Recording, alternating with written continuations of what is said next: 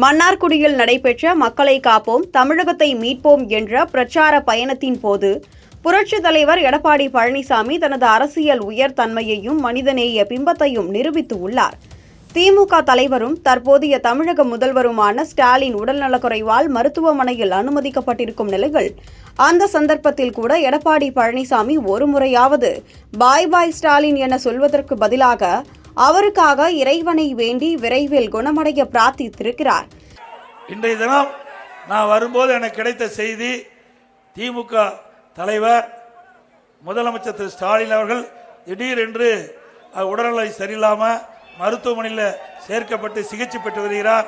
அவர் பூர்ண குணமடைய வேண்டும் என்று என் சார்பாக உங்கள் சார்பாக பிரார்த்தனை செய்கின்றேன். நன்றி, வணக்கம். இந்த மனசுதான் சார் கடவுள் என கூறும் அளவுக்கு அவரது உள்ளம் எவ்வளவு பெரியது என தமிழ் மக்களுக்கு புரிய வைத்து விட்டார். கடும் அரசியல் போட்டி இருந்தாலும் மனிதநேயம் முன்னிலை பெற வேண்டும் என்ற எண்ணம் அவரது செயல்களில் தெளிவாக வெளிப்படுகிறது. எடப்பாடி அவர்கள் இவ்வாறு மனித மாண்போடு செயல்படுவது இது முதல் முறை அல்ல.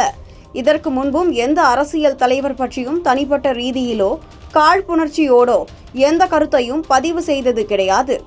ஒரு உதாரணத்திற்கு, சீமான் விஜயலட்சுமி பிரச்சனை அதிகமாக பேசப்பட்டு வந்த சமயத்தில் கூட சீமானுக்கு எதிராக எந்த கருத்தையும் பதிவு செய்யாமல் அவரின் தனிப்பட்ட பிரச்சனையை குறித்து விவாதிப்பது தமிழக மக்களுக்கு எந்த பயனையும் தராது என கடந்து சென்றவர் எடப்பாடி பழனிசாமி.